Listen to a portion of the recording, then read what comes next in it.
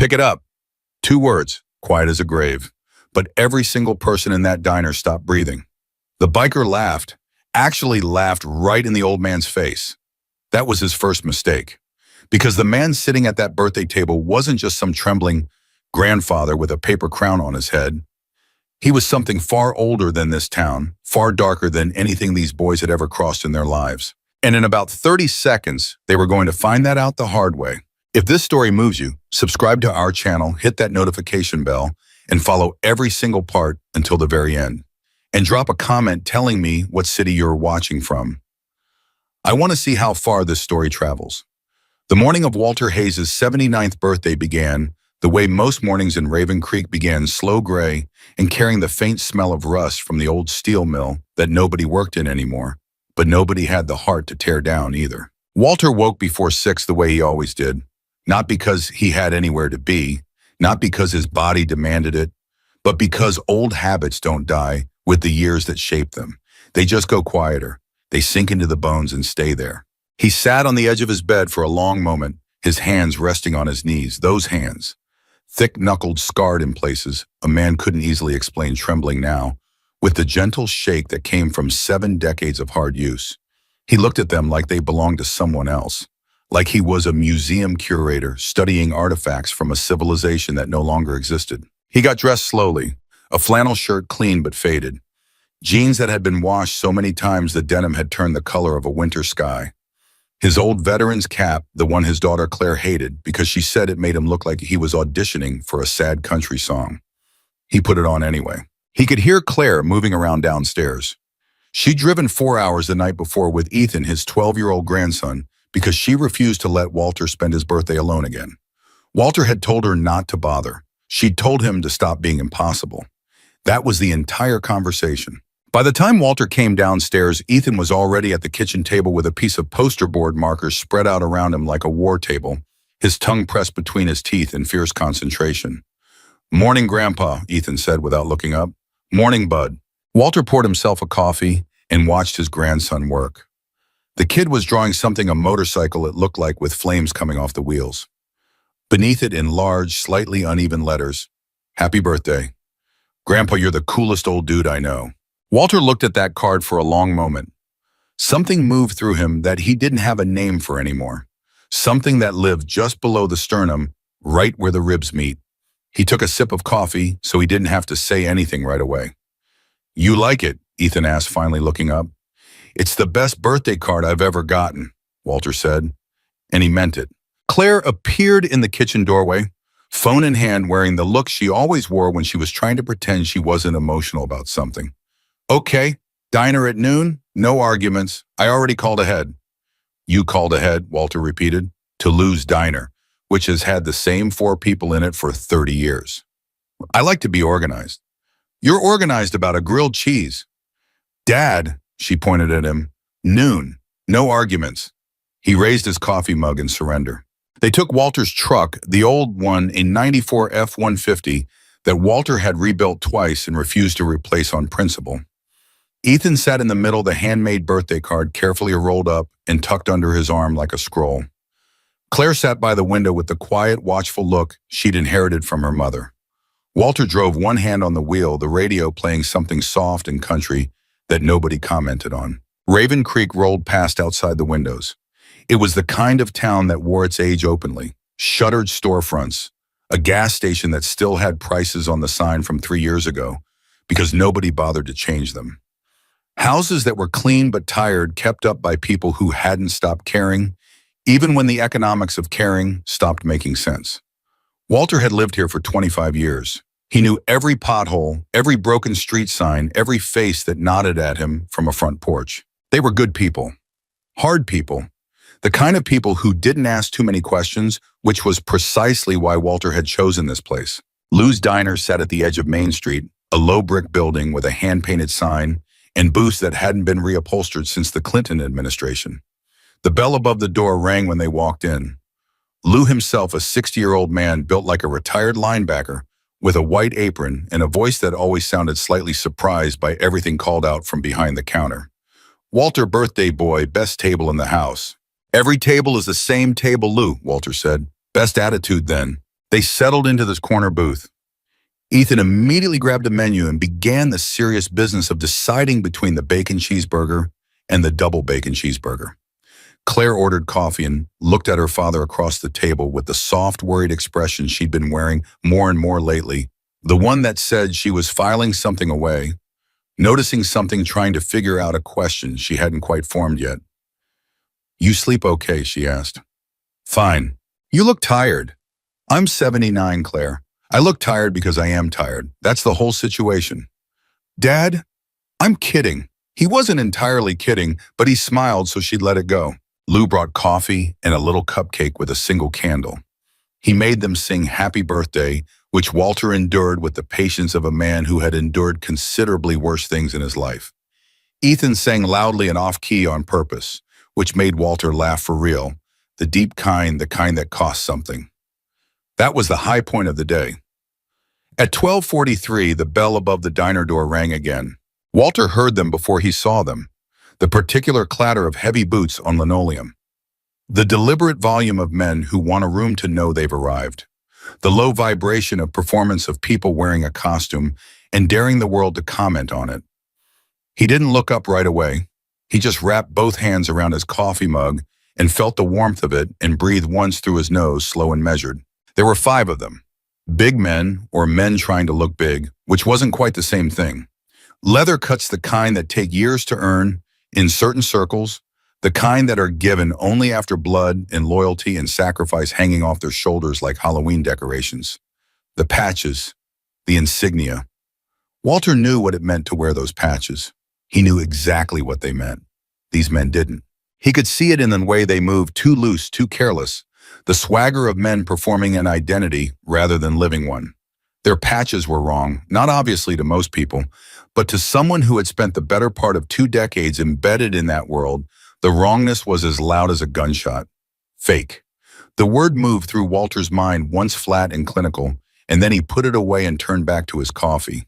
The leader of the group, a broad man in his early 40s, red-faced with a thick, dark beard, and the eyes of someone who had never once in his life been told to sit down, scanned the diner like he was expecting someone to flinch. When nobody did, his jaw tightened.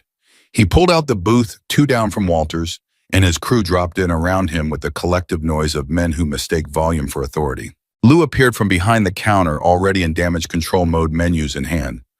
"Afternoon, fellas. What can I beer?" the leader said. "We don't serve coffee then.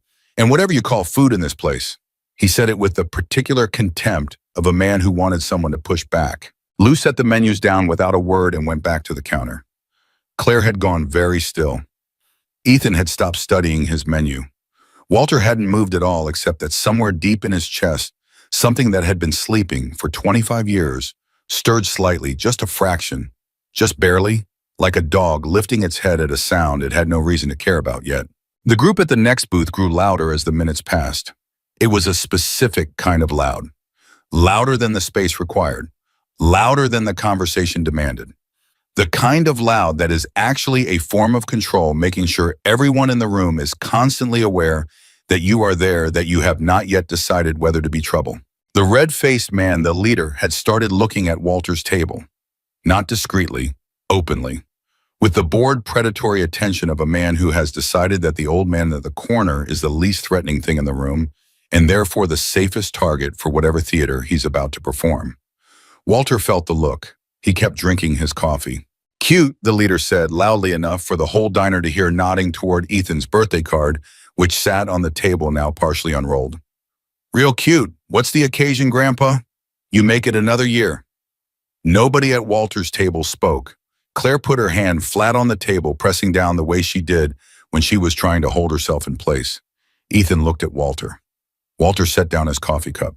Slowly, precisely, without looking at the man who'd spoken. "Ignore him," Claire said quietly. "Please." And Walter would have. That was the thing, he genuinely would have. He had spent 25 years getting very, very good at ignoring, at letting things pass over him like water over stone. He had built a whole second life out of that skill. But then the leader stood up. He crossed the 2 steps between the booths, and before anyone could react, before Lou could come around the counter, before Claire could say a word, he picked up Ethan's birthday card from the table, glanced at it with a smirk, and let it fall. right onto the floor. Then he put his boot on it, pressed down, slow, deliberate, and looked at Walter with a smile that said, "What are you going to do about it, old man?" The diner went completely silent. Not the natural quiet of a slow afternoon. The sudden total silence of a room that has just watched someone cross a line they can't uncross. Ethan had gone rigid. His face was working through something, shock, then hurt, then a fierce, helpless fury that he was too young to know what to do with. Claire's hand, which had been flat on the table, had turned into a fist, and Walter Hayes sat very, very still. Then he looked up. Just his eyes. Nothing else moved.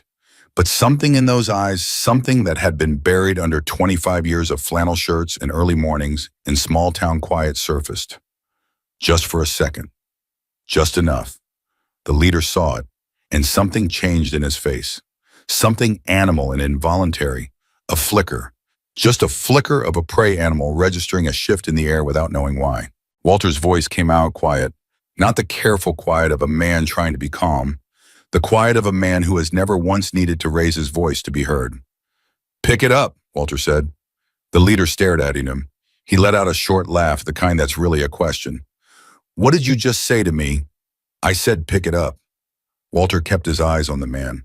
"I'll give you 3 seconds." Someone behind the counter made a sound. Lou, maybe a low, anxious exhale. One of the other bikers shifted in his seat, and that was interesting. That right there was interesting because the shift wasn't amusement. It was something closer to unease. 3 seconds. The leader spread his arms wide, performing for his crew. "You're giving me 3 seconds. You and what?" Walter didn't wait for him to finish the sentence. He stood up, not fast, not dramatically. He just unfolded himself from the booth with the unhurried, deliberate motion of a man who is very certain about what he's doing. And at his full height, even at 79, even with the slight stoop that age had given him, there was something about the way he held himself that changed the geometry of the room. The leader's laugh died. Walter took 1 step toward him. Just one. He stopped at arm's reach, and he looked at the man with the particular patience of someone who has seen this exact situation end in many different ways and has already decided which way this one is going to end. "I'm not going to ask you again," Walter said. "Old man, I will see." "No," Walter said, "you won't." And there was something in the way he said those 2 words, something utterly, completely, terrifyingly matter-of-fact that made the threat land harder than any physical action could have. The leader took a breath. His eyes moved quickly, involuntarily to his crew, looking for support, looking for the audience that would let him keep performing. And that was his second mistake. Because in that half second, while the leader was looking elsewhere, Walter moved. Not violently, not with any grand gesture. He simply shifted his weight by about 3 inches and put his hand gently, almost carefully on the man's left wrist at the pressure point just below the thumb. The leader made a sound that was not in any way consistent with the image he had been projecting for the last 15 minutes. "Sit down," Walter said quietly, "or go outside, your choice, but you're going to pick that card up first." The diner remained absolutely still. Nobody moved. Nobody spoke. Even the road outside seemed to have gone quiet. The leader looked down at Walter's hand on his wrist, then up at Walter's face. And whatever he saw there, whatever lived in those gray eyes behind the veteran's cap and the flannel shirt, and the 79 years of careful camouflage, made a decision for him that his ego would have never made on its own. He bent down. He picked up the birthday card. He set it on the table. And then he stepped back. And then he turned around, and without a word to his crew, without any of the bluster in theater that had walked through the door with him, he headed for the exit. His crew scrambled to follow chairs, scraping boots, thudding the bell above the door, ringing twice as they pushed through it too fast. The diner held its breath for another long moment. Then Lou from behind the counter said very quietly, "Lord have mercy." Walter sat back down. He picked up his coffee mug. He took a sip. His hands were not shaking any more than they had been before. Ethan was staring at him. The boy's expression was something that Walter would think about later, a mixture of awe and confusion and something older, something like recognition, as if he were seeing a photograph of someone he had always looked at and suddenly understanding for the first time what the person in the photograph was actually like. "Grandpa," Ethan said. "How did you eat your burger?" Walter said. "But, Ethan," Walter looked at his grandson, "eat your burger." Clara was looking at him too, differently from Ethan. She was 44 years old and she had known her father her entire life, and she was looking at him now like she had just realized she did not know him at all. Like the man across the table was simultaneously the person who had read her bedtime stories and braided her hair when she was 6, and also something else entirely. Something that did not have a name she was ready to use. "Dad," she said. "I know," he said. "What does that mean?" "It means I know." He set down his mug and looked at her with something gentle and something else, something tired maybe, or something careful. "Can we just have a nice birthday lunch?" She looked at him for a long moment. Then she nodded slowly and reached across the table and put her hand over his. She didn't say anything else, but her eyes were asking a question that neither of them was ready for yet. Outside through the diner window, 3 motorcycles fired up in the parking lot and tore back out onto the highway with enough noise to rattle the glass. A few people in the diner craned to watch them go. One of the bikers had his phone out. He was filming. Walter Hayes, 79 years old, birthday boy, veteran, quiet man, good neighbor, fixed everybody's engines for free. He watched the motorcycles go and then turned back to his coffee and said nothing. He didn't know about the phone. He didn't know that by midnight that shaky diner footage would have 300,000 views. He didn't know that before morning came, the video would reach people who hadn't heard his name in 25 years. People who had spent 25 years wondering whether he was dead. He didn't know that by the time the sun rose over Raven Creek the next day, the quiet life he had so carefully built, brick by patient brick, year after year, would already be over. He just sat in the corner booth of Lou's Diner with his daughter and his grandson, and he let Ethan roll the birthday card back up carefully, one corner, slightly creased from the boot, which Ethan studied for a long moment before deciding it didn't matter. And he watched his family, and he breathed, and for a little while, everything was still quiet. For a little while. But the thing about a man who has spent 25 years hiding is this: hiding only works when nobody is looking. And now everyone was looking.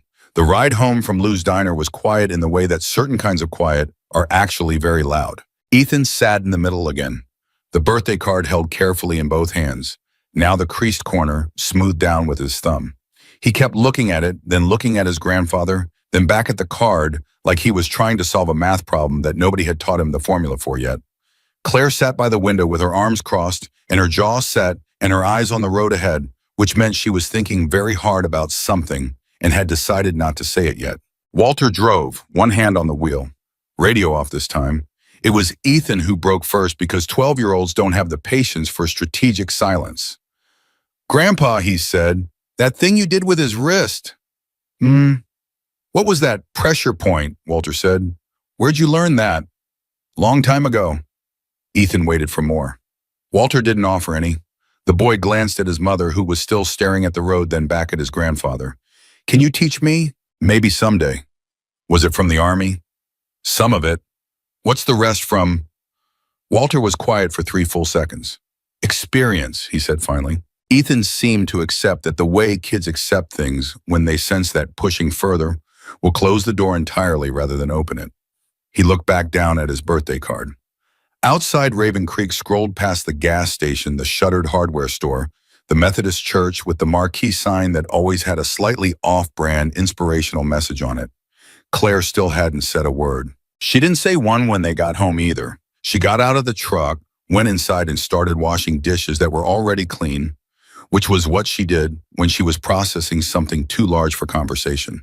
Walter sat in the garage. He had an old clock radio out there that he kept tuned to an AM country station, and he sat in his chair beside the workbench and let the music fill up the space, and didn't think about anything in particular, which was a skill that had taken him a very long time to learn, and which he was better at than almost anything else.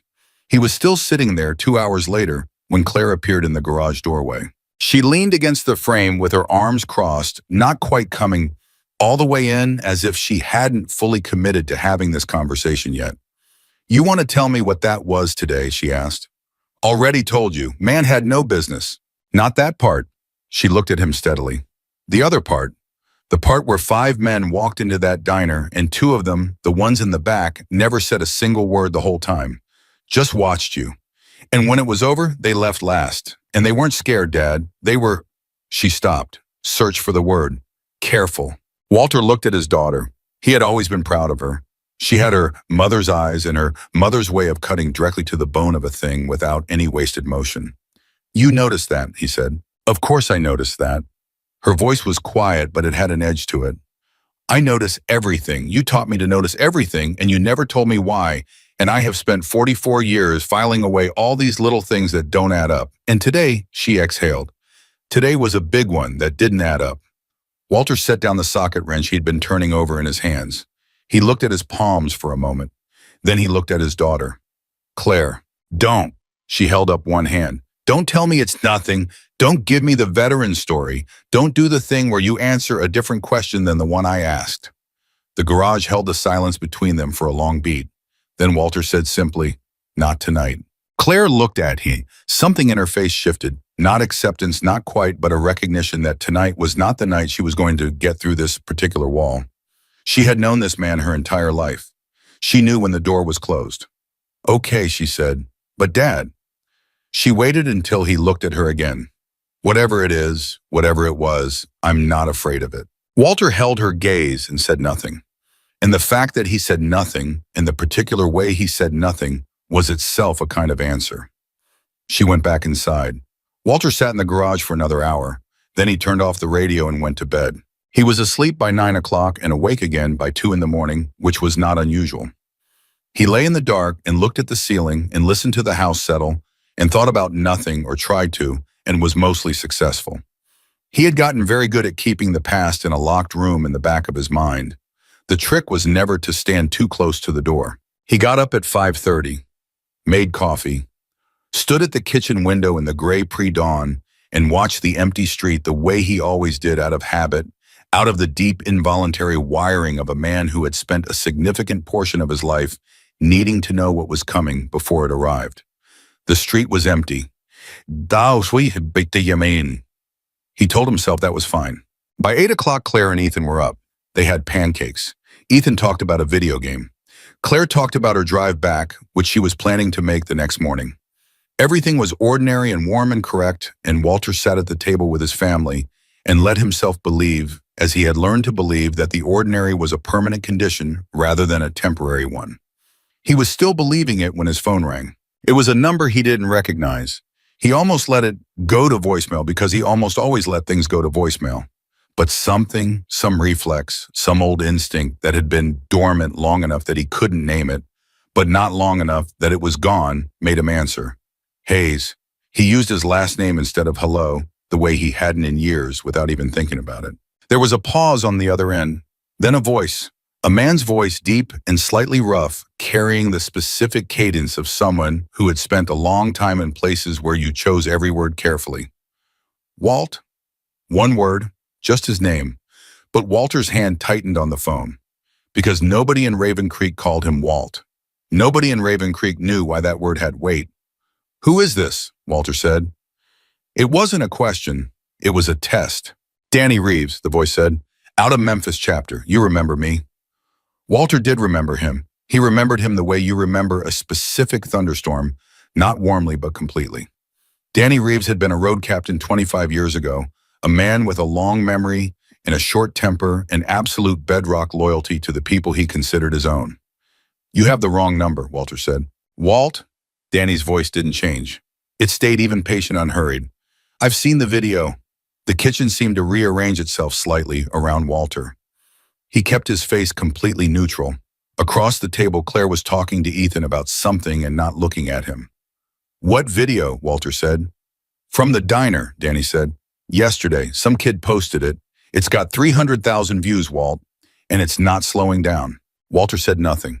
He stood up from the table quietly and walked toward the garage door. The patches on those boys were wrong, Danny continued. Half the real guys recognized that in the first 10 seconds. But that's not the part people are talking about. Danny, they're talking about you, Walt. A pause. How you stood up, the way you moved, the way you looked at that man. Another pause, longer this time. Nobody forgot what that looks like. Walter pulled the garage door shut behind him. He stood in the cold garage air and gripped the phone and breathed once through his nose. How many people have seen it, he said. From our world, enough. Danny let that land. Walt Reaper Hayes, the video is getting shared in every group, every chapter, every corner of this country where the old names still mean something, and they still mean something. You need to understand that. How long have I been on there? The video went up about 9 last night. By midnight, it was moving. By 4 a.m., people who hadn't spoken to each other in 15 years were calling each other. Walter put his hand flat on the workbench. He looked at the wall. He thought about the 2 bikers at the back of the group yesterday, the quiet ones, the careful ones, the ones Claire had noticed. Who sent them, he said, not a question. Danny was quiet for a moment. We don't know yet. But Walt, they were wearing fake patches. Someone put them up to it. Someone who wanted you to react. Someone who wanted to see if I was still alive, Walter said. That's what I think too. The garage was very quiet. Walter could hear Claire's voice through the door, warm and ordinary, talking to Ethan about something completely normal. Something from a completely different world than the one he was standing in right now. Danny, Walter said, do not send anyone here. Walt, I mean it. Whatever you're thinking right now, stop thinking it. I don't need brother, Danny said, and the word was quiet and serious and carried 25 years of history in it. You are past the point of deciding what you need. You went past that point about 8 hours ago. Walter said nothing. They know you're alive, Danny said. They know where you are, and whoever set up yesterday, they're not done. The line was quiet for a moment. Then Danny added softly, I'm sorry, Walt, I really am. Walter hung up. He stood in the garage with the phone in his hand and looked at nothing for a long moment. Then he set the phone down on the workbench very carefully and pressed both hands flat on the surface and breathed. 25 years. He had bought himself 25 years with silence and distance and the careful, patient construction of a life that contained no fingerprints from the life before it. He had built something real here, something that actually mattered. He had a daughter who drove 4 hours because she didn't want him to be alone on his birthday. He had a 12-year-old grandson who made him birthday cards with crooked letters and meant every word of them. He had earned this. He had paid for it. He had paid for it in ways that Claire didn't know and Ethan would never know, and that Walter himself tried very hard every single day not to think about. He went back inside. He sat at the table. He finished his coffee and answered a question Ethan asked about carburetors, and told Claire that her driving home tomorrow sounded like a fine plan and was absolutely normal in every external way. Inside, he was calculating, sorting, running through the variables the way he had once done constantly and had spent 25 years trying to forget how to do. Whoever had sent those fake bikers into Lou's diner yesterday had known where he was, had known who he was, had wanted a reaction, a visible, recordable reaction that would confirm to the people who needed confirming that Walt Reaper Hayes was alive and present in Raven Creek, Pennsylvania. The video had done exactly that, which meant the video wasn't an accident, which meant whatever was coming next wasn't either. He was still sitting with that thought, still turning it over in his mind, like a stone that was heavier on one side than it looked when Ethan came into the kitchen, holding his phone out with both hands, the way kids do when they found something they can't quite believe. Grandpa, Ethan said, you're on the internet. Walter looked at the phone. The video was grainy, shaky, clearly shot by someone trying not to be noticed. It showed the diner from the angle of the far booth, showed Walter sitting still, then standing up the single step forward, the hand on the wrist, the 2 words that couldn't be heard clearly over the ambient noise, but whose effect on the red-faced biker was entirely visible, showed the man picking up the card, showed the group leaving, showed Walter sitting back down and picking up his coffee like nothing had happened. The counter at the bottom of the screen, 847,000 views, and the comments were still loading. Walter handed the phone back to Ethan without a word. You're kind of going viral, Grandpa, Ethan said, with the careful tone of someone who wasn't sure if this was good news or bad news and was waiting for clarification. Is that right? Walter said. There's like a ton of comments. People are saying, Ethan squinted at the screen scrolling. They're saying you were wait. He stopped scrolling. He read something, then read it again. His face changed. Grandpa, what's Walt Reaper Hayes? The kitchen went very, very still. Claire, who had been standing at the counter with her back to the room, turned around slowly. Walter looked at his grandson. He looked at his daughter. He looked at the 2 of them standing in his kitchen on the morning after his 79th birthday in the house he had built a quiet and ordinary life, in looking at him with questions he could no longer promise himself he'd never have to answer. "Ethan," he said, "give your mother the phone." Ethan handed it over without argument, which meant he understood the tone. Claire took it. She looked at the screen. She scrolled.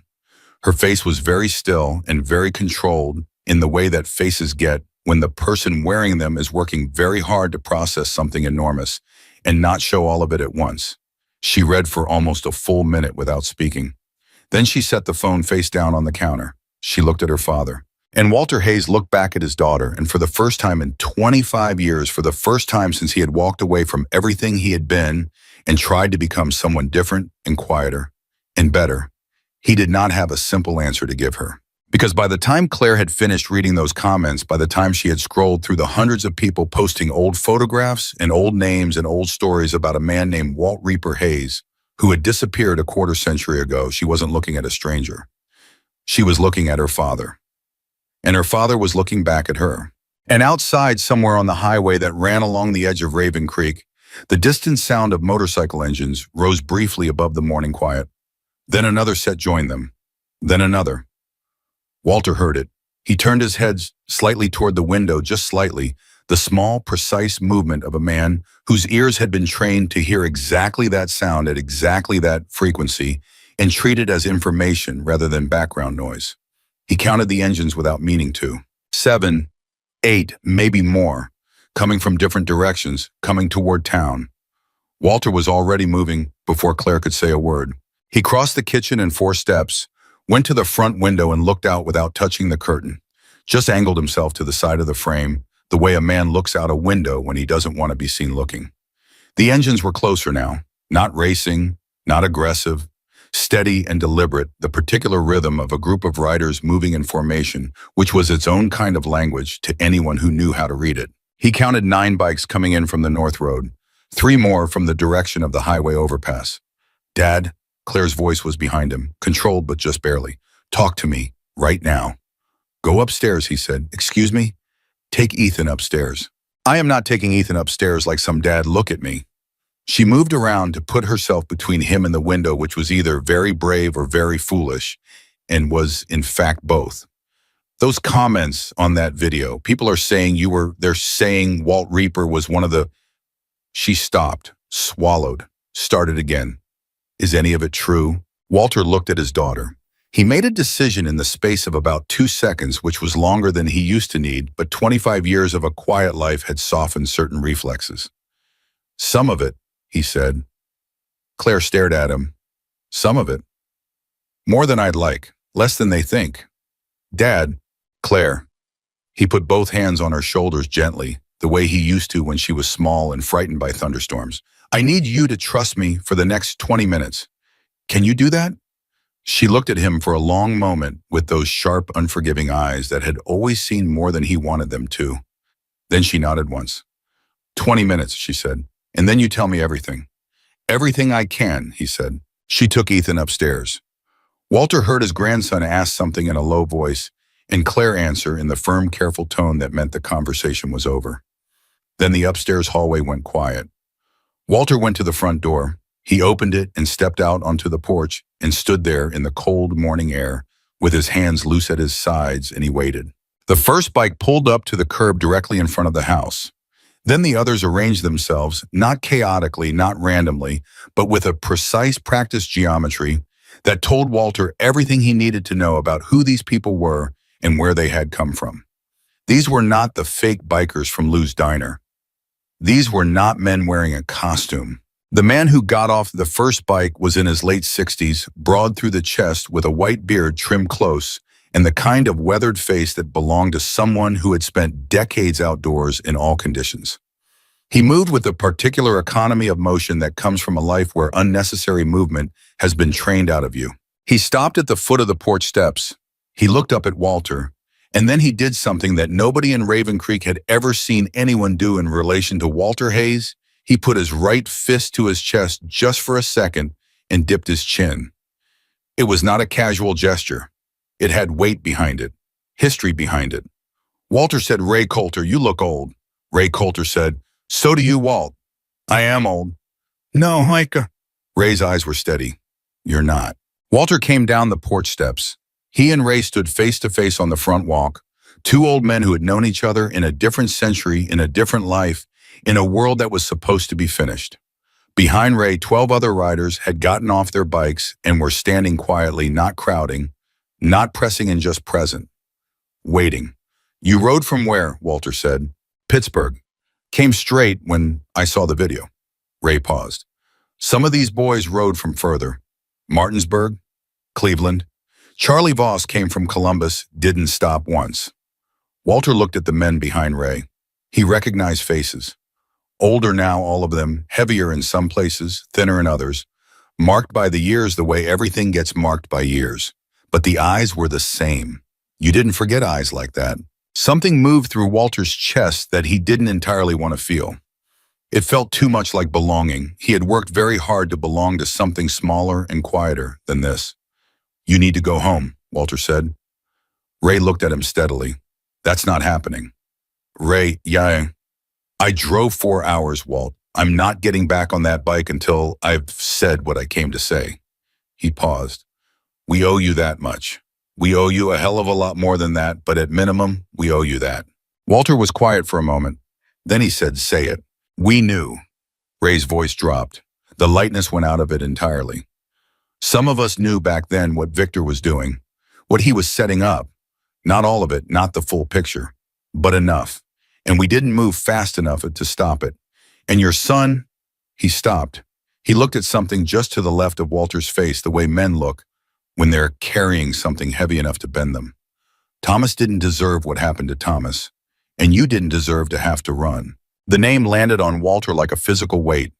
Thomas, his son, 27 years old when he died. 27 years old, and Walter had not said his name out loud in longer than he could remember, because saying it out loud meant it was real, and some mornings the only way through was to keep it theoretical. Don't, Walter said quietly. I have to. Ray, don't. Ray looked at him directly. I'm sorry, Walt, for what it's worth, from an old man standing on your sidewalk 25 years too late. I am sorry. The street was very quiet. 12 men stood behind Ray, and none of them spoke. A dog barked somewhere a block over and then stopped. Walter looked at Ray Coulter for a long moment. Then he said, I told you to go home. And I told you because someone is watching. Walter's voice came out low and flat. Right now, this street. You riding in here in formation, parking outside my house. Whoever set up yesterday, they're watching to see what I do next. And if I do this, he gestured a small, contained gesture that took in the whole street. All 12 bikes, all 12 men, then they know I'm calling in help, which means they accelerate whatever comes next. Ray absorbed this. He glanced back at his riders, then back to Walter. You think it's Victor? The name hit the air between them and stayed there. Victor's been inside for 11 years, Walter said carefully. Victor Kane got out 6 weeks ago, Ray said. The front walk seemed to shift slightly under Walter's feet, which was not a physical sensation but felt like one. He kept his face still. He kept his breathing even. But something in his chest did something complicated and cold. 6 weeks, he said. Minimum security, early release, good behavior. Can you believe that? Ray's voice carried a dry bitterness that had clearly been marinating for some time. Walked out of FCI Cumberland 6 weeks ago, and nobody sent up a flag because nobody knew you were still alive to warn. Walter said nothing. He was recalculating, rebuilding the picture in his head, rearranging the pieces he had, slotting Victor Kane's release 6 weeks ago into the timeline, alongside the fake bikers, alongside the video, alongside Danny's early morning phone call. 6 weeks. Victor had taken 6 weeks to locate him, construct a provocation plan, and execute it. That was faster than Walter would have liked. That was the speed of a man who had spent 11 years in a cell with nothing to do but plan. He still thinks you have the records, Ray said. I know what he thinks. Do you have them? Walter looked at Ray. He didn't answer that. Ray nodded slowly, accepting the non-answer. Then you need to understand it's not just Victor. The people connected to those records, the ones who've been operating under the assumption that you were either dead or permanently hidden, they've just learned otherwise. Victor will have made contact the minute he walked out of Cumberland. He's had 6 weeks to build something. I know how Victor operates, Walter said. Then you know he's not coming alone. I know. And you know he's not going to negotiate. Ray, Walter's voice was quiet, but it had an edge to it like a door closing. I know. All of it. I've known since 9 last night, and I have been thinking about every piece of this since 5:30 this morning, and I do not need you here to walk me through it. He paused. What I need is for you to get back on those bikes and ride out of this town before you make the target on my back any bigger than it already is. Ray stared at him. Then slowly something shifted in his expression, something that wasn't quite argument and wasn't quite surrender. We're not leaving you out here alone, Walt. You don't have a choice. The hell we don't. Ray. Walter stepped closer. He dropped his voice so that only Ray could hear what came next. I have a daughter in that house. I have a 12-year-old grandson. The more visible this gets, the more danger they're in. You understand that the best thing, the only thing you can do for me right now is leave and not come back unless I call you. Ray held his gaze for a long, heavy moment. The wind moved through the street. Somewhere behind Ray, one of the other riders shifted his weight, leather creaking softly. Finally, Ray said, "You call. The minute you call, we're here." I know that. I mean it, Walt. I know you mean it. Walter looked at the older man, at the man he had once known, as well as any person he had ever known in his life, the man who represented a chapter of his history that was both the worst and, in some ways, the most vivid thing he had ever lived through. Thank you for coming. Seriously, now go home. Ray held out his hand. Walter shook it. It was a firm, brief, loaded handshake, the kind that has a whole conversation inside it that neither party needs to say out loud. Then Ray turned and walked back to his bike. He said something quiet to the men behind him, and they moved efficiently, without complaint, back to their bikes. Engines turned over one by one. The formation reversed itself and rolled back out to the North Road and the highway, and within 4 minutes the street was empty again. Walter stood on the front walk until the last engine sound faded. Then he went inside. Claire was standing at the bottom of the stairs. She had not gone upstairs at all, which he had half expected. She had been at the window. He could tell by the angle she was standing at and the particular expression on her face, the one that meant she had seen something she was still processing. Who were they? She asked. Walter walked past her toward the kitchen. Old friends. Old friends. She followed him. Old friends showed up with 12 motorcycles, and one of them put his hand on his chest. And Dad, that was like a military salute. Something like that. Why did they leave? Because I told them to. Why did they listen? Walter stopped. He turned around. He looked at his daughter, standing in the kitchen doorway, 44 years old, frightened and trying very hard not to show it, asking questions she deserved real answers to. He sat down at the kitchen table. He gestured to the chair across from him. Claire sat. Walter folded his hands on the table. He looked at them for a moment. Then he looked up at his daughter and he said, "What do you want to know?" She blinked. She hadn't expected that. She had expected another careful deflection, another 25 years of practiced distance. She recovered quickly. Everything. That'll take more than 20 minutes. Then start with the important parts. Walter was quiet for a moment. When he spoke, his voice was level and matter-of-fact, the way his voice got when he was talking about something that would destroy him if he let himself feel it while he was talking about it. Before I came to Raven Creek, he said, I was someone different. Not a better person different. I was part of something large and complicated, and in some ways genuinely loyal, and in other ways genuinely terrible. I believed in it. That's the honest answer. I believed in it. Claire didn't say anything. She sat very still. I was a leader, Walter continued, high up. The kind of position you earn with years and with things I'm not going to describe to you at this kitchen table. He paused. I had a son. Claire's breath caught. Dad. His name was Thomas, Walter said, and the name cost him something visible.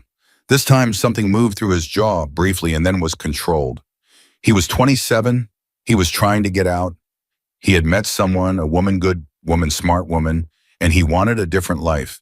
And he came to me and asked me to help him get there. He stopped, looked at his hands again.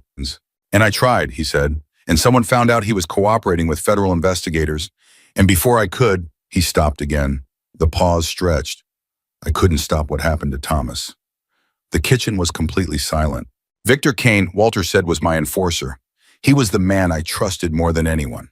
And he was the one who told the wrong people about Thomas. His voice remained level. He told me later that he thought Thomas was a liability. That's the word he used. Liability. Walter looked up at Claire. I put Victor Kane in the hospital for 31 days.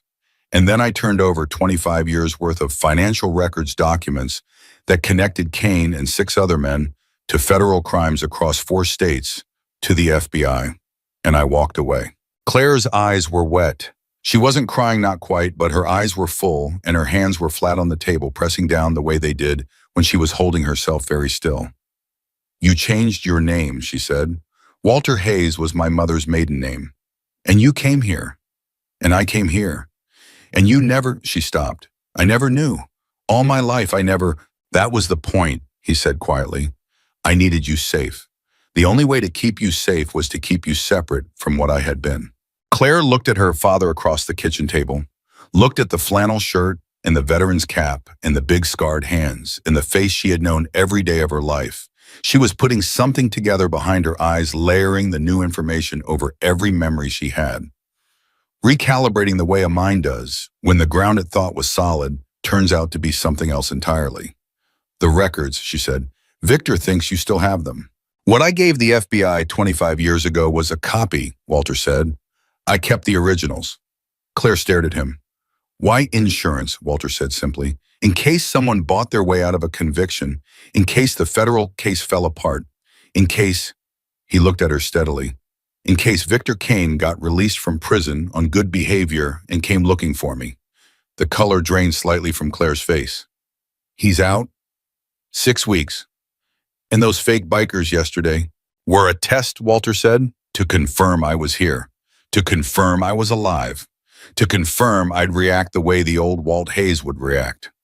And the video made sure everyone who needed to know knew. Walter said it flatly. It wasn't some kid with a phone. That video was uploaded deliberately by someone who understood exactly which circles it would reach and how fast. Claire pressed both hands against her face. She held them there for 3 seconds. Then she pulled them down.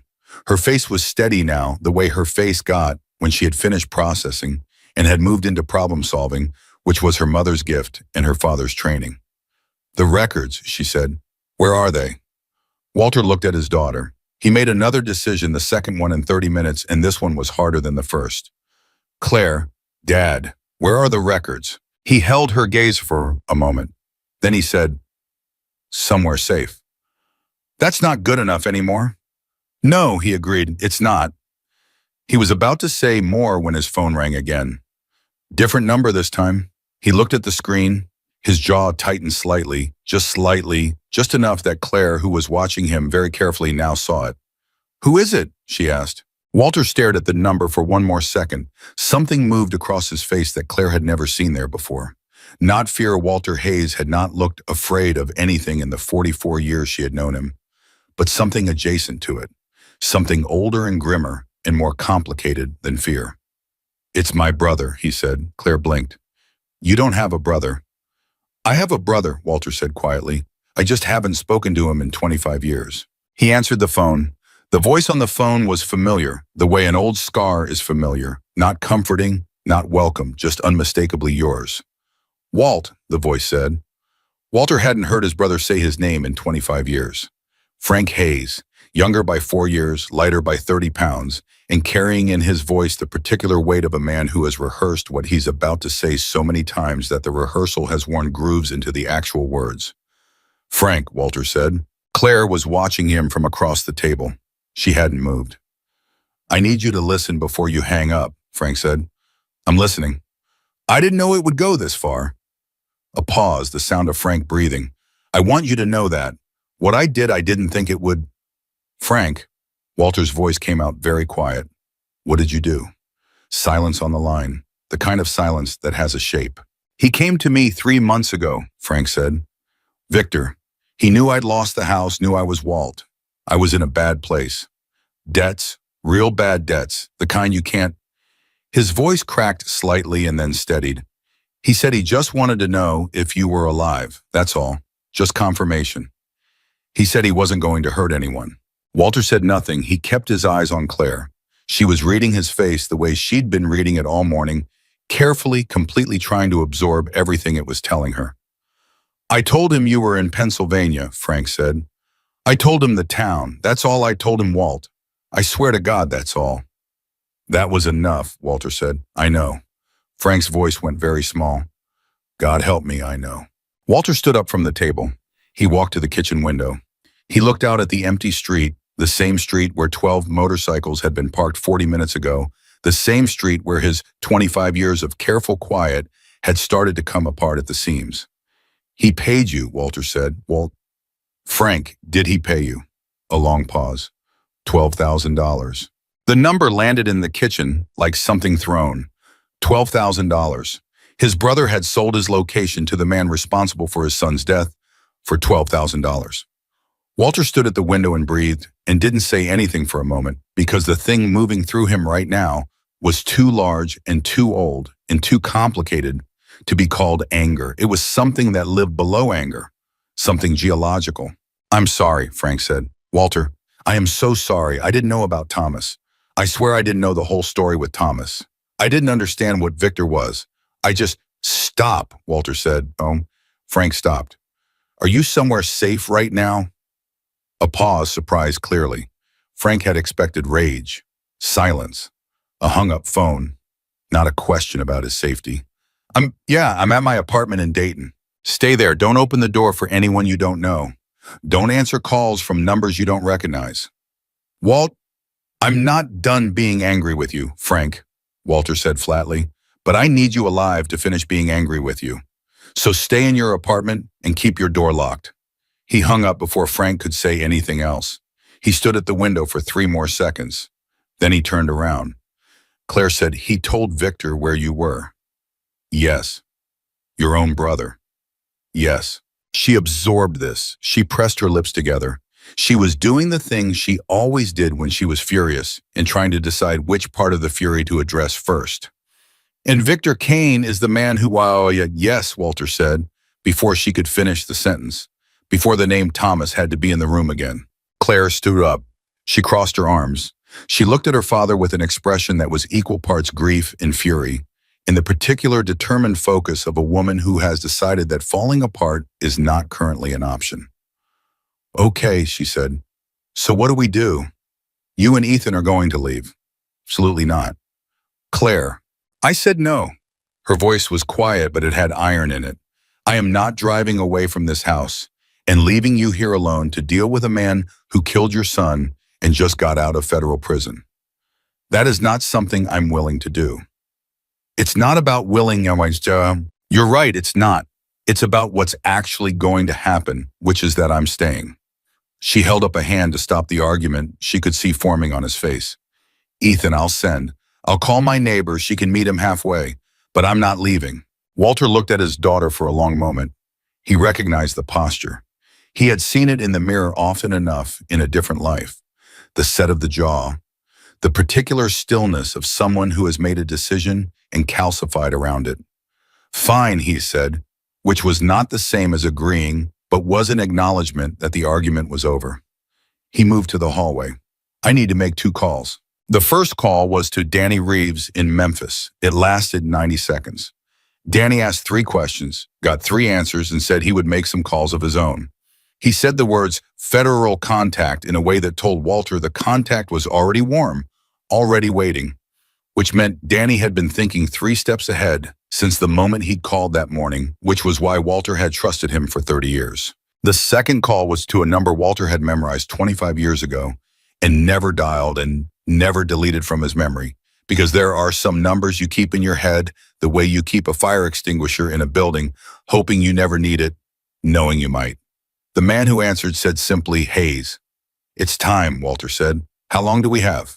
Walter thought about Victor Kane, about the 6 weeks since his release, about the precision and the patience of the provocation, about a man who had spent 11 years in a federal cell doing nothing but planning. Hours, Walter said, maybe less. Location, same as always. We'll move tonight. The call ended. Walter stood in the hallway with the phone in his hand and registered somewhere in the quieter parts of himself that something had just shifted in a way that couldn't be shifted back. He had just made the call that ended the life he had built. Whatever happened next, Walter Hayes of Raven Creek, Pennsylvania, The man who fixed engines for neighbors and drank coffee at Lou's Diner and watched the street every morning from his kitchen window, that man was finished. What came next was older and considerably more dangerous. He went upstairs. He knocked on Ethan's door. "Yeah," Ethan said. Walter opened the door. His grandson was sitting on the bed with his phone, but he put it face down when Walter came in, which was the gesture of a kid who understood the room. He looked at his grandfather with the careful, watchful expression he had been wearing since the diner, like he was trying to hold very still, so as not to disturb whatever was happening around him. Walter sat down on the edge of the bed. He rested his elbows on his knees and looked at his grandson for a moment. "You're scared," Ethan said. It wasn't a question. "I'm careful," Walter said. "Those aren't the same thing." "Are we in danger?" Walter considered lying. He considered the careful protective lie that grandparents tell children to keep the world from arriving too early. Then he looked at Ethan, 12 years old, sharp-eyed, already carrying himself with the particular steadiness of a kid who has learned not to flinch, and he decided that the lie would be its own kind of damage. "There's a man coming," Walter said. "A man from a long time ago who has a disagreement with me about something important. I'm handling it. But I need you to do exactly what your mother tells you, exactly when she tells you, no arguments and no delays." Ethan nodded. Then he said, "Is it because of who you used to be?" Walter looked at his grandson. "Where'd you hear that?" "The comments, on the video." Ethan picked up his phone, hesitated, set it back down. "People are saying you were somebody, like somebody serious. They're saying your name like," he searched for the words, "like it means something." "Names are just names," Walter said. "Grandpa." Walter looked at the boy. "Yes," he said, "it's because of who I used to be." Ethan absorbed this with the seriousness of someone older.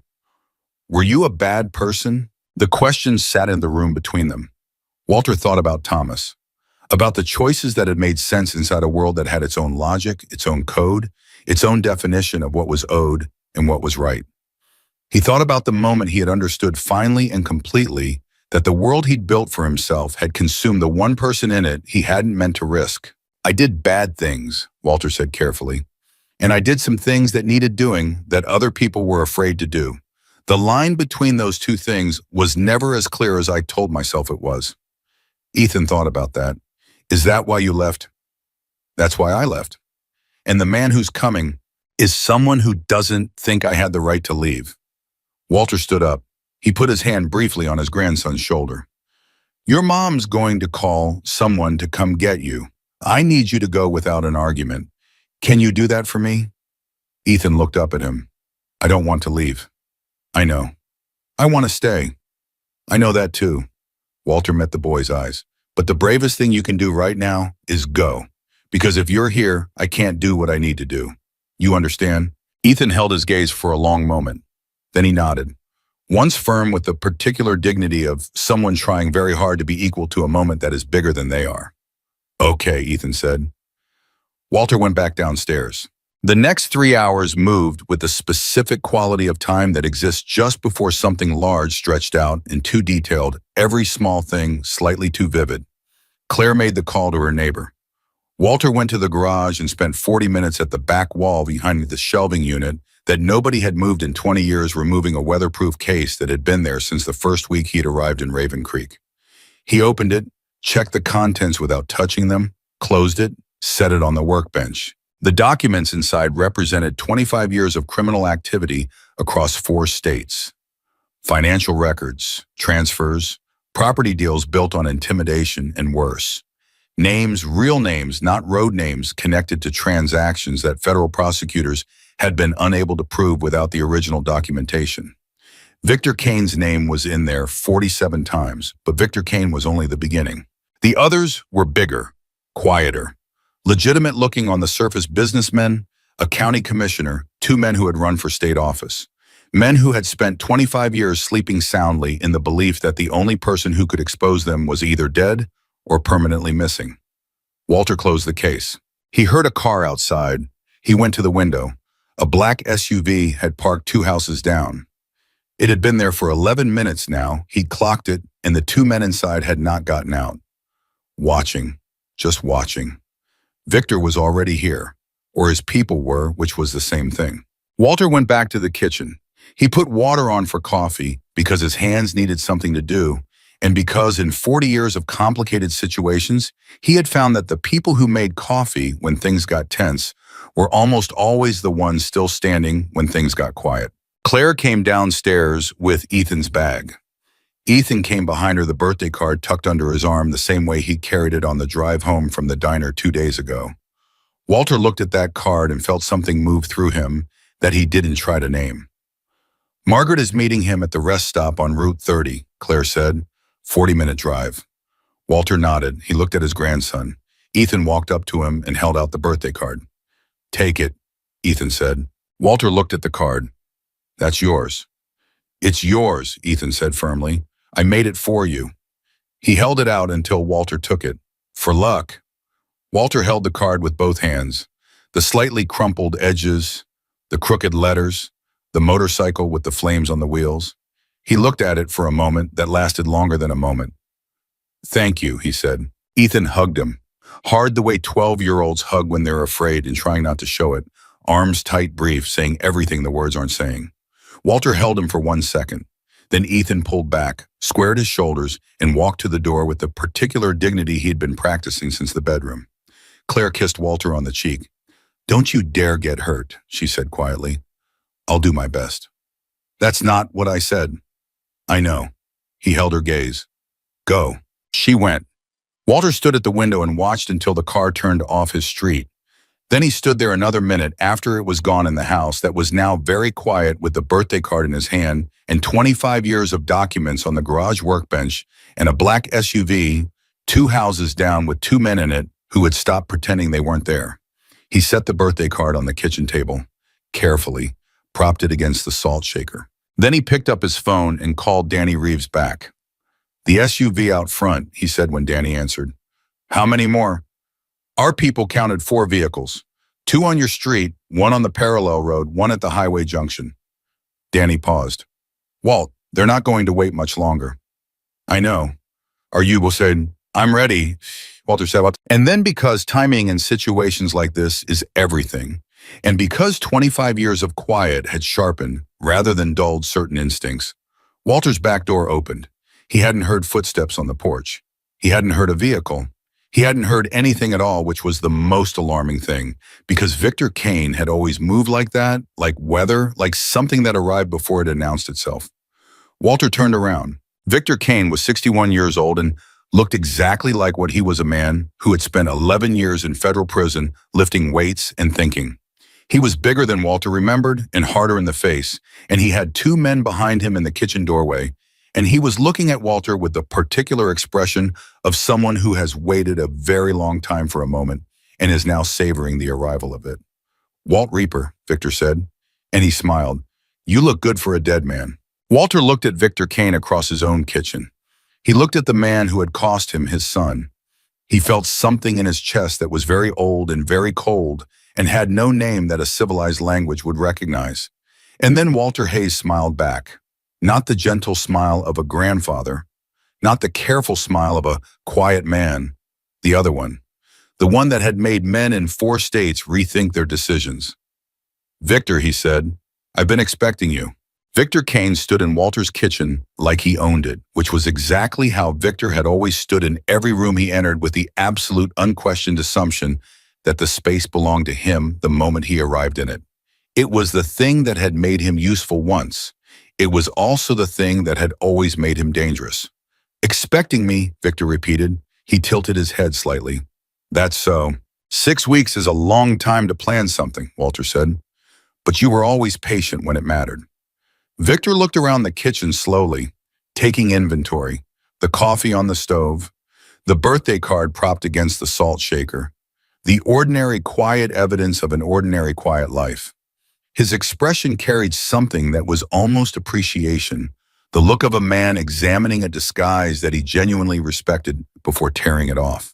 25 years, Victor said. Walter Hayes, Raven Creek, Pennsylvania.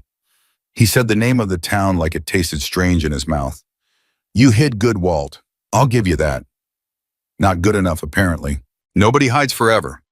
Victor took a step further into the kitchen. The two men behind him stayed in the doorway, position Walter noted with practiced precision.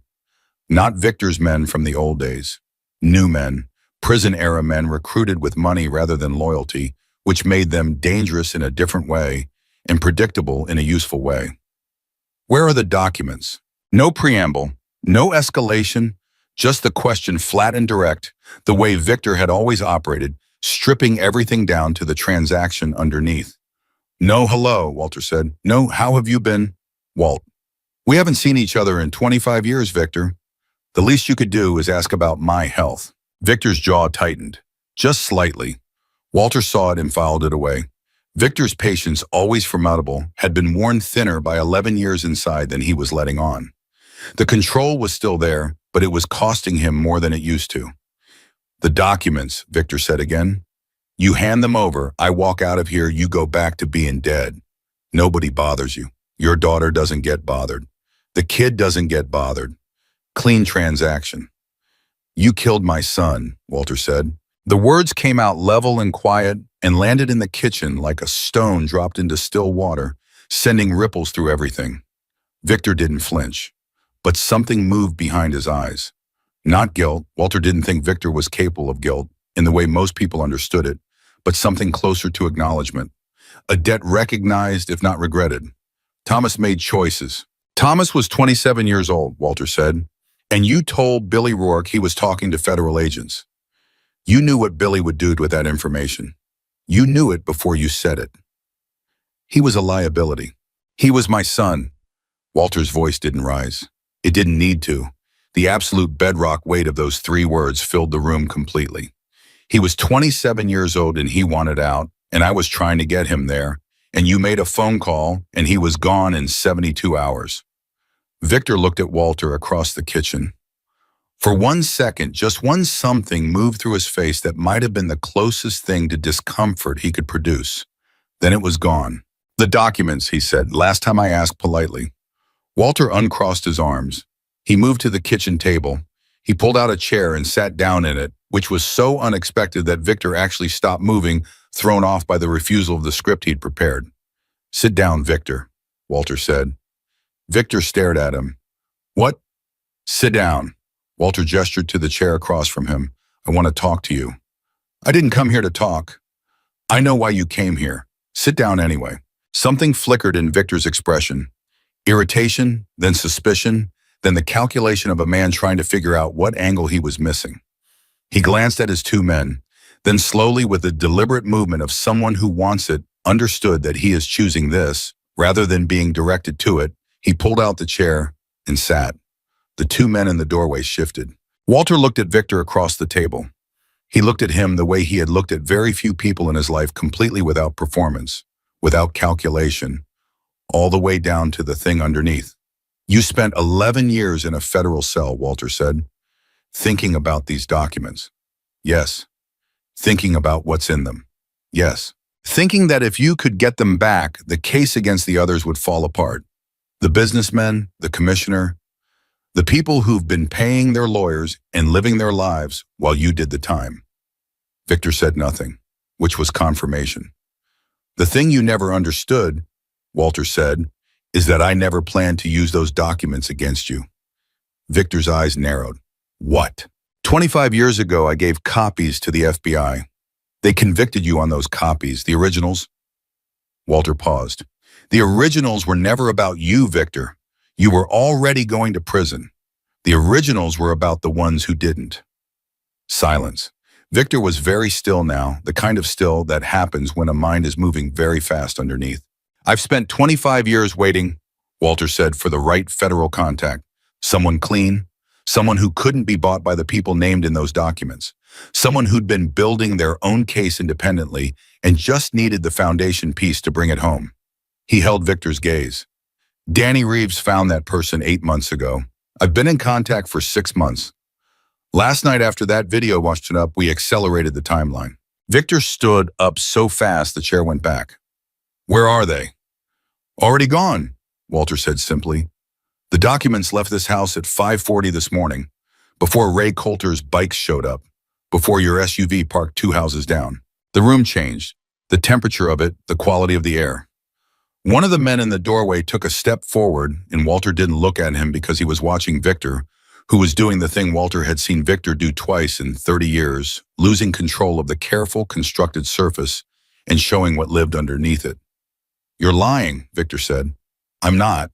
You wouldn't. I've been planning this for 25 years, Victor." Walter's voice was completely steady. "Did you think I spent 25 years doing nothing? Did you think I just hid?"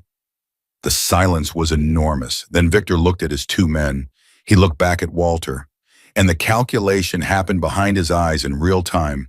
Whatever he did next in this kitchen, in this house, the documents were already gone. Violence now would be pointless, and it would be the end of everything. "Who?" Victor said. "Who did you give them to?" "You'll find out," Walter said. "Probably in the next few hours." Victor looked at Walter across the kitchen table, and something happened in his face that Walter had never seen there in 30-plus years of knowing him. The architecture of certainty that Victor had always carried, that absolute bedrock confidence, that he was always the smartest, always the most prepared, always the one who had seen furthest ahead, cracked. Not collapsed, just cracked. Just enough. "This isn't over," Victor said. "Yes, it is," Walter said. And the way he said it, quiet, matter of fact, completely without heat, made it land harder than any threat. Victor held his gaze for 3 more seconds. Then he did something Walter hadn't expected. He laughed. Short, real, almost reluctant, the laugh of a man who has just been beaten by someone he underestimated and recognizes it even through his fury. "Walt Reaper," he said, 25 years in a small town and you're still the most dangerous man in any room." "I don't want to be," Walter said. "No," Victor said. "I know you don't. That's always been your problem." He turned toward the door, and that was when the front of the house filled with light, red and blue, strobing through every window simultaneously, and the sound of vehicles arriving fast and hard and official, and a voice through a loudspeaker saying the words that Walter had been waiting 25 years to hear, directed at someone else. Victor stopped. He stood in Walter's kitchen doorway, and he looked at the lights painting the walls, and he understood in that moment exactly how completely and how long ago he had already lost this. He turned back to Walter one last time. His two men had their hands up. Victor's hands were at his sides, and his face was doing something complicated that Walter watched without satisfaction and without cruelty, just watched. "You called them before I even got here," Victor said. "Before you got to Raven Creek," Walter said. A pause. "The SUVs were already being watched when they arrived." Walter stood up from the table. "Victor, it's done." Federal agents came through the back door and the front door simultaneously, and the kitchen was suddenly full of people and noise and the specific organized chaos of an arrest that has been planned rather than improvised. And Victor Kane put his hands up without being told to because Victor had always been smart enough to know when a hand was played out. He looked at Walter one last time as they put the cuffs on. His expression was unreadable. Walter held his gaze without looking away. And then Victor was moved through the doorway and out of the kitchen and out of the house, and 25 years of unfinished business walked out the door with him. Walter stood alone in his kitchen. He could hear the radio outside, the agents talking, the sound of vehicles, all of it organized and purposeful and moving away from him. He stood at the kitchen table and put one hand flat on the surface and breathed. Just breathed. In through the nose, out through the mouth, the way he'd learned to do in the years when breathing had been the hardest thing. His phone rang. "Claire," he answered immediately. "It's done," he said. She made a sound on the other end that wasn't quite a word. He heard her exhale long, shaking the exhale of someone who has been holding their breath for hours. "You're okay," she said. "I'm okay." Victor. In custody, along with the people who've been covering for him for 25 years. "It's done, Claire. All of it." She cried then, quietly, trying not to the way she always cried, like she was angry at herself for needing to. He listened and didn't say anything that would make her stop because she had earned every one of those tears, and so had he. "Ethan's here," she said after a moment. "He wants to know if you're okay." "Tell him yes. He wants to hear it from you." A shuffling sound, then Ethan's voice trying to be steady and not quite managing it. "Grandpa." "I'm here, Bud," Walter said. "Are you okay?" "I'm okay." Walter picked up the birthday card from the table. He held it in one hand while he talked. "Everything's okay." "Did you win?" Ethan asked, and the directness of it, 12 years old, and cutting straight to the actual question made Walter close his eyes for just a second. "Yeah," he said, "we won." "Good." A pause. "Mom's crying." "I know." "She said she's not. She's allowed to be." Another pause. "Grandpa, will you teach me that pressure point thing?" Walter laughed. It came out real and full and surprised him. The way real laughter always surprises a person, arrives before you can organize your face around it. "Yeah," he said, "I'll teach you." 3 weeks passed. Frank Hayes drove up from Dayton on a Tuesday morning and sat at Walter's kitchen table for 4 hours. He came in carrying the posture of a man who has made a serious mistake and is not trying to minimize it, shoulders forward and eyes direct, hands wrapped around a coffee mug like an anchor. He said everything he had to say. Walter listened to all of it without interruption. At the end of it, Walter looked at his younger brother for a long time. "You should have called me," Walter said. "When you were in trouble, you should have called." Frank looked at the table. "I thought you were gone." "I'm not gone." Walter reached across and put his hand briefly on his brother's arm. "I'm right here. You pick up the phone next time." Frank nodded. He was crying, which was not something Walter had seen his brother do in 40 years, and it was uncomfortable for both of them in the specific way that old family discomfort is: uncomfortable, familiar, and real, and rooted in something that predates any of the mistakes on top of it. "We okay?" Frank asked. Walter considered the question honestly. "We're working on it," he said, which was the truest thing he could offer, and Frank accepted it. The federal cases move fast the way federal cases move when the documentation is airtight and the prosecutors have been waiting for years. Victor Kane was charged on 11 counts. The county commissioner resigned on a Thursday and was arrested on the following Monday. Two of the businessmen whose names appeared 40-plus times in the original records entered plea agreements within the first week. The whole structure, the network that had operated for 3 decades under the assumption that the one man who could expose it was permanently gone, came down with the particular speed of things that collapse when their foundation is finally pulled. Danny Reeves called Walter on a Friday evening 3 weeks after Victor's arrest. "You've been in the news," he said. "I know. Not by name, they're calling you a confidential source." "That's fine. The old community is talking," Danny said. "Walt, there's a lot of people who want to reach out, who want to show. Tell them I appreciate it," Walter said, "and tell them I'm done." A pause. "Done. Done," Walter confirmed. "I'm 79 years old, Danny. I fixed a situation that needed fixing. Now I'm going back to fixing engines." Danny was quiet for a moment, and then he said, "Okay, Walt." And something in his voice was warm and genuine and final in the way that good endings are final. "You take care of yourself." "You too." The fake bikers. The ones from Lou's Diner. The ones who had started everything by walking through that door and making a performance of themselves. 3 of them showed up in Raven Creek 6 days after Victor's arrest. They came in their own vehicles, this time no leather cuts, no theater. They walked into Lou's Diner looking like what they actually were: ordinary men in their 30s and 40s who had made a stupid decision and were now apparently trying to figure out what to do about that. Lou called Walter. Walter drove to the diner. He walked in and sat down across from the 3 of them in the same corner booth where his birthday had been ruined and everything had started. He looked at them. They looked back at him. The red-faced leader, whose name turned out to be Gary, which was somehow the least intimidating name imaginable, looked like he hadn't slept properly in 2 weeks. "We didn't know," Gary said, "what you were, who you were. We were just—" He stopped. "It was stupid." "Yes," Walter said. "We're sorry." Walter looked at Gary for a moment. He thought about the birthday card with the boot print on it. He thought about Ethan's face in that booth. He thought about 25 years and Victor Kane and Thomas and all the enormous, terrible machinery that a single stupid moment had set back into motion. Then he said, "Don't wear patches you didn't earn." He stood up. "And don't pick on an old man. You never know what you're actually dealing with." He left them sitting in the booth. Lou gave him a free coffee for the road, which Walter accepted, and nodded at him in the particular way Lou had, like he was seeing something clearly for the first time and found it made complete sense. On a Saturday morning in late October, Walter Hayes sat in his garage with the radio playing low and a 1978 Harley-Davidson shovelhead in approximately 400 pieces arranged on the workbench in front of him. Ethan sat on a stool beside him, watching, wearing the focused expression of someone learning something real. "Hand me the 3/8, Walter said. Ethan found it, handed it over. "Why does it have to come all the way apart?" he asked. "Because when something's been through enough, sometimes the only way to make it right is to take it all the way down and start from the foundation." Walter turned the wrench.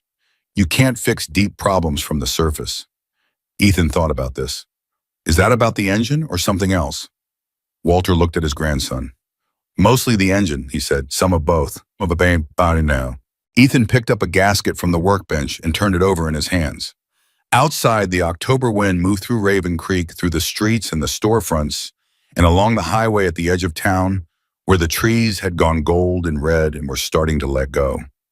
Somewhere distant faintly, the sound of motorcycle engines on the open road, travelers going somewhere anonymous and free, the sound that had once meant his whole world and now meant nothing more complicated than the fact that the highway was still out there and the world was still moving. Walter didn't look up from the engine.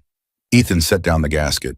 He looked at his grandfather working the big scarred hands, the quiet focus, the absolute unhurried presence of a man who has nothing left to run from and nowhere left to hide, and has discovered, perhaps for the first time in his life, that this is the only kind of freedom worth having.